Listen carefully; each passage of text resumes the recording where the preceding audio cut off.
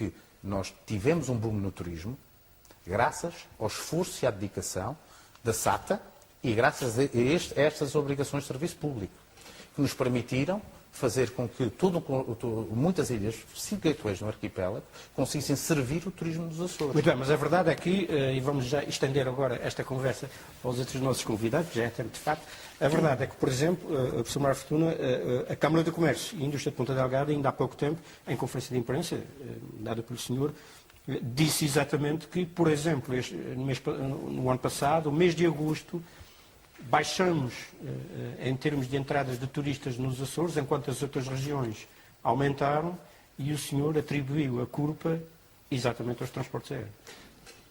Boa noite, primeiro de tudo. Vamos explicar qual foi a posição que nós assumimos. De facto, analisamos as estatísticas do turismo e constatamos que o acumulado de turistas até agosto caiu nos Açores, caiu em todo o país, só que identificamos uma peculiaridade, que foi a de que o turismo nacional subiu, o turismo nacional aferido pelo número de dormidas. Foi um fenómeno que perpassou quase todo o país. As exceções foram Lisboa e Açores. Os Açores perderam turistas, Lisboa perdeu um pouquinho, perdeu alguns turistas, o Algarve ganhou, o Norte ganhou, o Centro ganhou, o Alentejo ganhou, a Madeira ganhou bastante. Houve aqui um fenómeno que foi o de os portugueses passarem a fazer mais férias em casa. Quando os portugueses fazem mais férias em casa no seu todo, seria natural que houvesse uma dispersão, uma tendência homogénea em todo o país. O que aconteceu foi que esta tendência foi inversa no caso dos Açores. Os Açores continuaram a perder turistas nacionais, não é? Enquanto todas as outras regiões estavam a ganhar. Isto foi um acumulado até agosto, que se confirmou até setembro, que se confirmou até outubro, que se confirmou até novembro, só fica a faltar a confirmação de dezembro, mas a tendência está estabelecida e não será invertida. Portanto, há claramente aqui um comportamento assimétrico entre a forma como foi encarado os Açores e a forma como foi encarado a Madeira quando os portugueses decidiram optar por viajar. Portanto, e é este sintoma aí que nos faz crer que, seguramente, os transportes estão a pesar significativamente na decisão das pessoas quando viajam. Ou seja, as pessoas estão a escolher cada vez mais destinos onde o transporte é barato. O transporte é barato porque o transporte barato ajuda e bastante a competitividade do destino. E, exatamente, este ano passado foi exatamente o ano em que houve várias operações low cost financiadas para a Madeira. O facto é que surtiu efeito. A Madeira cresceu cerca de 140 mil dormidas até agora, quando os Açores perderam cerca de 50 mil dormidas.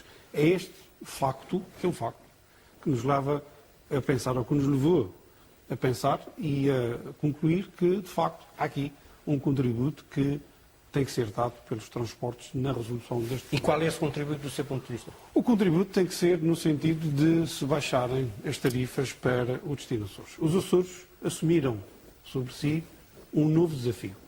Quando os Açores decidiram entrar pelo turismo como um setor estratégico de desenvolvimento, assumiram obrigatoriamente o compromisso de continuar a tornar este setor competitivo.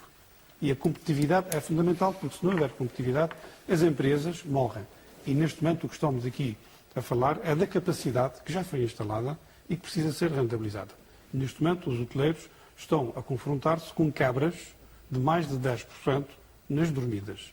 Quebras de 10% nas dormidas são impactos muito significativos sobre as empresas. No momento em que, para além de tudo mais, a competição obriga a que não haja sequer hipótese de aumentar preços dos quartos. Portanto, provavelmente vamos ter uma conjugação de preços deprimidos com menos clientes. Mas a redução drástica de preços, nomeadamente nos transportes aéreos, não poderá provocar uma baixa também na qualidade do serviço turístico? Não entendo que provoque uma baixa na qualidade do serviço. Já aqui alguém referiu que os transportes em custo baixo, portanto, são transportes de baixo nível de serviços a bordo, entenda-se, já transportam muitos milhões de passageiros na Europa. vamos fazer aqui uma retrospectiva do que era o transporte aéreo antigamente, do que é o transporte aéreo hoje. Antigamente, o transporte aéreo era uma experiência. Pouca gente viajava. E as pessoas que viajavam poucas vezes, muito poucas vezes. Hoje em dia, o transporte aéreo banalizou-se. Utilizamos o avião quase como utilizamos uma urbana, como utilizamos um autocarro de serviço expedito. As pessoas já não estão tão preocupadas com o serviço e o glamour que acontece a bordo do avião e em tudo o que tem à volta, em toda a experiência do voo. As pessoas o que querem hoje em dia é ir do ponto A para o ponto B de forma segura, e se a segurança aqui é inquestionável, de forma segura, rápida e económica, porque a experiência das pessoas já não está na viagem de avião. A experiência está no destino. É no destino que eu quero colher as minhas experiências. No avião, as pessoas viajam 5, 6 vezes por ano, portanto já não querem saber se o avião é mais luxuoso ou menos luxuoso. Querem que seja um avião seguro, com um serviço decente e que o coloque rapidamente. E, portanto, qual é a sua ideia relativamente a esta questão? É também uma solução mista? A solução terá de ser sempre mista. Não podemos ignorar as características geográficas dos Açores e as contingências de querermos que a acessibilidade chegue de forma razoável a quase todas as ilhas ou a todas as ilhas. Não é? Isto é inquestionável. Uma outra questão que é inquestionável, e por isso a Câmara de Comércio sempre assumiu a posição de que a escolha exata de um modelo é uma escolha que tem que ponderar o aspecto comercial e o aspecto social, isso é inquestionável, mas agora há um aspecto aqui que é fundamental e incontornável. Não podemos é ter um modelo que seja rígido, que impeça soluções que hoje em dia são comuns noutros destinos, porque no final nós vamos ter que competir com esses outros destinos.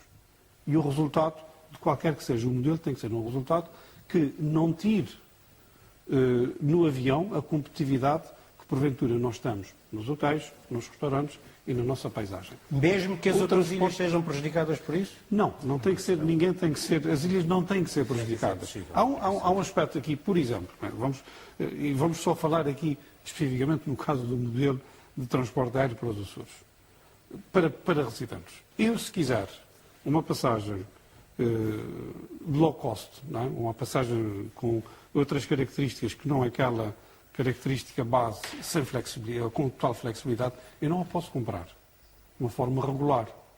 Estamos limitados aos 10% que é o mínimo, pode ser mais, que é o mínimo que a transportadora aérea tem que facultar de passagens de promoção.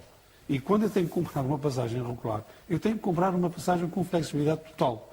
Por isso pago 230, ou 240, ou 250 euros, conforme as taxas de combustíveis, e o Estado paga mais 880 e tal euros. Portanto, estamos a falar de uma passagem que custa 330, em excesso de 330 euros, que é o custo da passagem para os Açores. É este o patamar de referência. Mas eu não tenho outra hipótese. Se eu quiser uma passagem sem flexibilidade, eu não a consigo comprar com esta facilidade. E é preciso flexibilizar este modelo, porque hoje em dia as tarifas aéreas baseiam-se num conjunto de serviços que as pessoas compram. As pessoas compram flexibilidade, compram bagagem, compram uma série de elementos que estão associados a uma viagem, não é? Mas têm a opção de comprar.